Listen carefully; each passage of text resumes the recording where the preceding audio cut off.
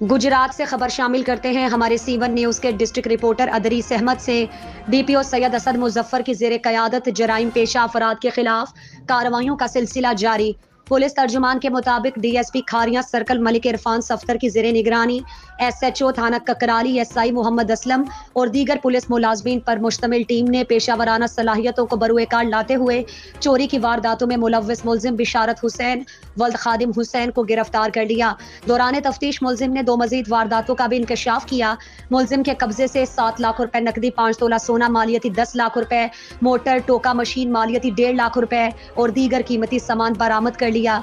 जबकि दूसरी कार्रवाई में SHO थाना सदर खारियां SI बिलाल नईम ने अपनी पुलिस टीम के हमरा कार्रवाई में मोहरी शरीफ में हवाई फायरिंग करके खौफो हिरास फैलाने वाले 4 मुलजिमान को गिरफ्तार कर लिया। मुलजिमान के कब्जे से राइफल 222 बोर और पिस्टल 30 बोर बरामद कर लिया। गिरफ्तार मुलजिमान के खिलाफ मुकदमा दर्ज करके मजीद तफ्तीश का आगाज कर दिया गया।